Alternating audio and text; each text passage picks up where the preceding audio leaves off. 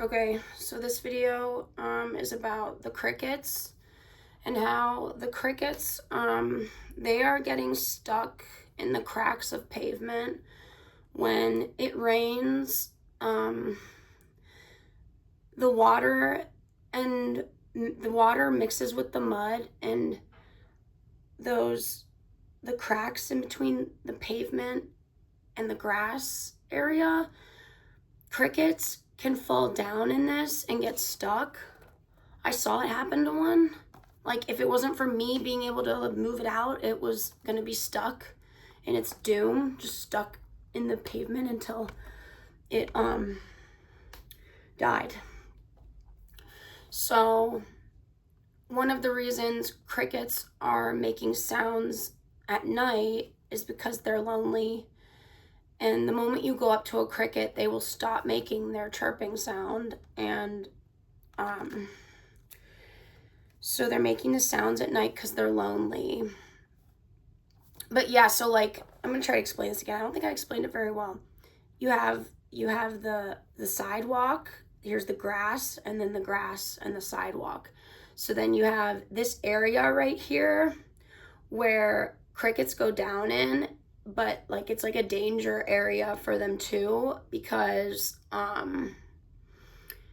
they can get stuck in between. Like when the rain comes and it makes the mud a different shape in between the crack of the cement and the mud,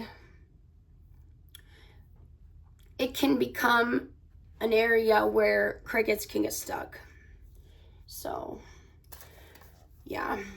And the next thing I wanted to talk about is mind reading, and how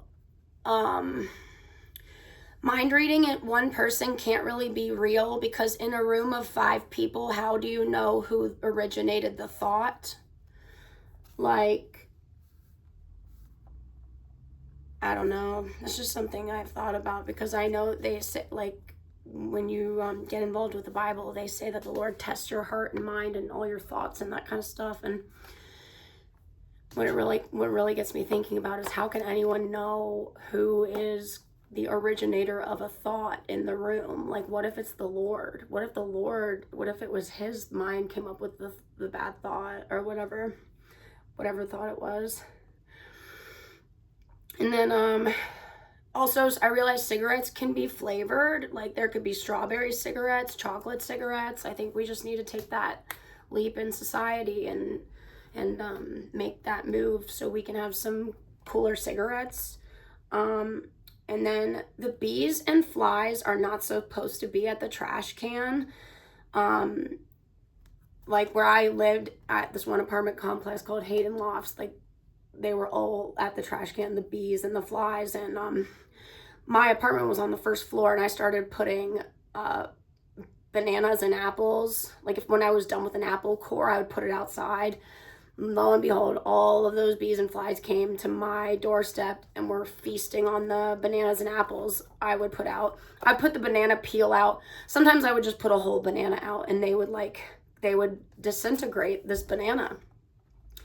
They don't want to be at the trash can. We should be feeding these flies and bees, and that's just how I feel. They're hysterical. It's not a burden to be hanging out with them. Like, it's very entertaining. One time when I was watching the bees and flies, one time this fly like grabbed, or a bee, I don't know what they're called, the jackets maybe. He grabs this fly and takes off with him. Like, he like kidnapped him. It was so funny. He just grabbed him and flew away. And so they have a whole personality and everything. I mean, people judge them since they can't comprehend a window. Like, people think that they're idiots or something, but they're not able to sense the window. I don't know what else to tell you. Like, they're so fun to still be with, even if you just got to help them around these windows. They can't handle the windows. None of them can. The birds can't handle the windows. They run into them. The insects, the windows are a huge tragedy to to most of God's creation.